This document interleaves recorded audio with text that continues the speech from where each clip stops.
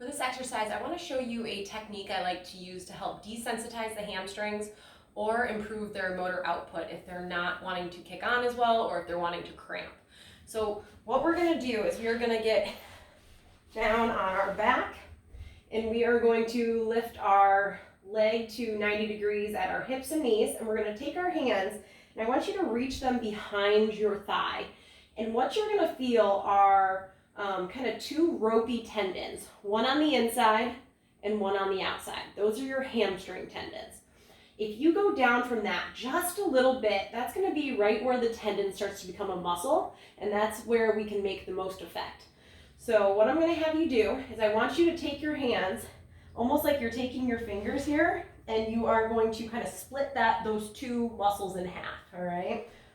Once you do that, we're going to do one muscle at a time. So right now I'm just going to do the inside hamstring. So once I'm kind of pushing in, splitting those two muscles, now I'm going to put pressure against that inside hamstring and just kind of drag down. So I'm almost tractioning the skin down with that pressure, and maintaining that traction and that pressure, I'm going to straighten my leg, all right? I'm going to reset after each one.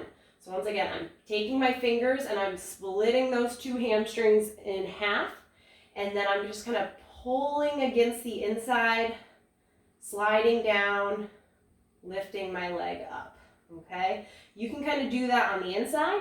You can do that on the outside. So same thing, split those tendons. Now we're pushing more against the outside hamstring, pulling down and tractioning, all right? There's no right or wrong to this. Our hamstrings go from our knee all the way down to our butt here. So we can even continue that technique. I like kind of doing it right up the middle of the muscle belly here, pushing in, taking up that slack, tractioning down, maintaining that pressure, not losing that as I straighten. Like I said, you can do that all the way up the muscle. If you find a spot that's a little bit more tender than other spots, put just a little bit more time in that area. You can even do it all the way down to kind of your sit bone region here. All right, so if you're having more pain on the outer hamstrings, maybe spend a little bit more time out there.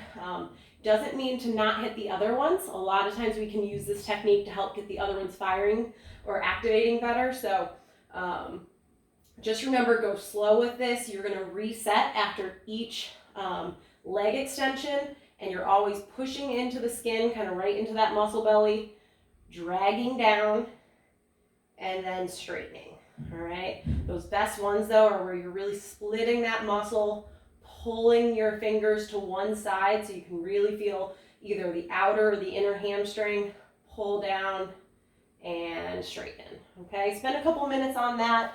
Do it on both sides. But if you're finding you're having pain, this is a great technique to use.